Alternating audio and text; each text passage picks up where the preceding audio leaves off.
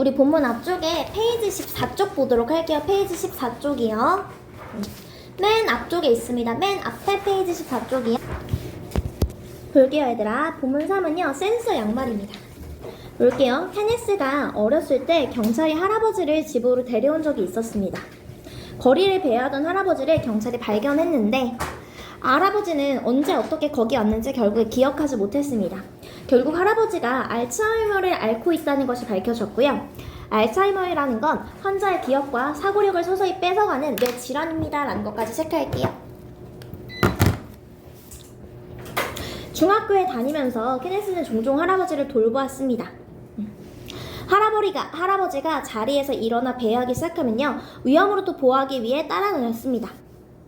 할아버지를 따라다니면서 할아버지를 돕기 위해 더 할 수 있는 일이 있는지 궁금했습니다.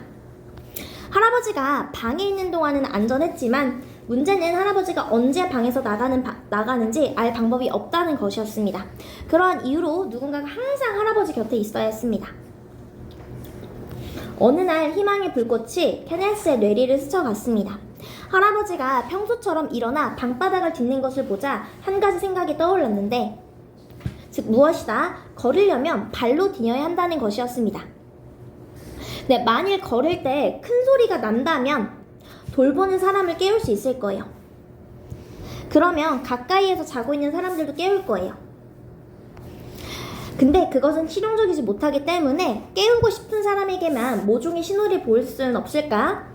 이런 용도의 센서가 있을 것이다. 그럼 신호는 어떻게 받을까요? 케네스의 생각이 점점 빨라지기 시작했습니다.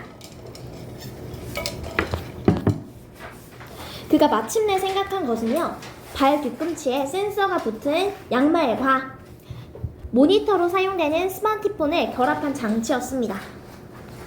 센서는 발 뒤꿈치에 닿아도 편안할 만큼 얇아야 했고요. 여러 재료들로 시험한 끝에 작은 배터리로 작동하는 필름 센서를 사용하기로 했습니다. 다음으로 그는 스마트폰을 모니터로 변신시켜주는 앱을 코딩하기 위해 프로그램을 연구했고요. 드디어 만든 장치는 의도대로 작동을 했습니다. 즉, 할아버지가 걷기 시작하자 연결된 스마트폰 센서가 신호를 보내어 알람이 울리게 했습니다. 그러자 스마트폰은 모니터로 작동해서 할아버지의 움직임을 보여주었습니다. 케네스의 센서 양말은 과학 경쟁대회에서 상을 받았고요.